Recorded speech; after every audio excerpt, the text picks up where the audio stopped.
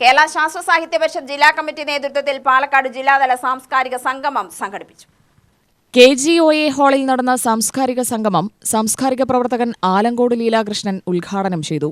ഒട്ടേറെ വൈവിധ്യമുള്ള നാടിന് ഒരൊറ്റ ദേശീയ ഭാഷയില്ലാത്തത് ന്യൂനതയാണെന്ന് ഉദ്ഘാടന പ്രസംഗത്തിൽ ആലങ്കോട് ലീലാകൃഷ്ണൻ പറഞ്ഞു. ശാസ്ത്രം പ്രയോഗിക്കാനുള്ള അവകാശം കോർപ്പറേറ്റുകൾക്കാണ്. ഇന്നും അങ്ങനെയാണ്. നമ്മൾ AI എന്നൊരു അതിന്റെ ശാസ്ത്രം ഡെവലപ്പ് ചെയ്ത് വന്നാൽ അത് സാധാരണക്കാർക്ക് കിട്ടില്ല. ഈ മൈക്രോസോഫ്റ്റ് എന്ന് പറയുന്നത് സാധാരണക്കാർക്ക് ലഭ്യമല്ല. അതൊരു വലിയ കുത്തകയുടെ കയ്യിലിരിക്കുന്നതാണ്. അതിനെതിരെയാണ് നമ്മൾ ഒരുപക്ഷെ സ്വതന്ത്ര സോഫ്റ്റ്വെയർ എന്ന് പറയുന്ന ഒരു പ്രതിഷേധം അല്ലെങ്കിൽ ഒരു പ്രതിരോധം ആരംഭിക്കുന്നത്. ഇപ്പൊ ശാസ്ത്ര സാഹിത്യ പരിഷത്ത് ചെയ്യുന്ന സേവനം ഇതാണ്. ഈ ഒരു വശത്ത് ഫ്യൂഡൽ അധികാരം, മറുവശത്ത് പൗരോഹിത്യത്തിന്റെ അടക്കമുള്ള സാമൂഹ്യ ഹൈറാർക്കിയുടെ അധികാരം, ഒരു വശത്ത് വികസിത മുതലാളിത്തത്തിന്റെ അധികാരം.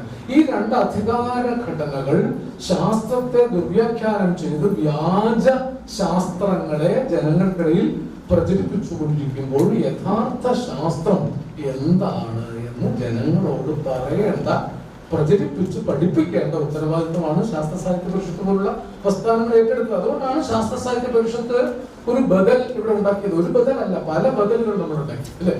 സാധാരണക്കാർക്ക് പ്രയോജനപ്പെടുന്ന പലതരം ബദലുകൾ നമുക്ക് ഉണ്ടാക്കാൻ സാധിച്ചു.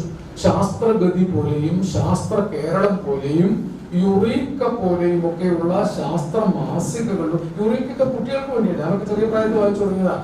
യുറീക്ക, ശാസ്ത്ര കേരളം, ശാസ്ത്രഗതി, ഈ 3 മാഗസിനുകൾക്ക് പുറമെ എണ്ണമറ്റ ശാസ്ത്ര ഗ്രന്ഥങ്ങൾ ശാസ്ത്ര സാഹിത്യ പരിഷത്ത് സ്വന്തമായി പ്രസിദ്ധീകരിക്കുകയും അവ ജനമധ്യത്തിൽ പ്രചരിപ്പിക്കുകയും ചെയ്തു. പ്രസിഡന്റ് KS നാരായണൻകുട്ടി അധ്യക്ഷനായി. പരിസ്ഥിതിയും വികസനവും ഇന്ത്യൻ അനുഭവങ്ങൾ എന്ന പുസ്തകം പ്രകാശനം ചെയ്തു.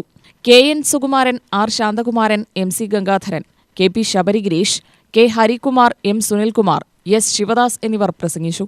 UTV news, Palakkad.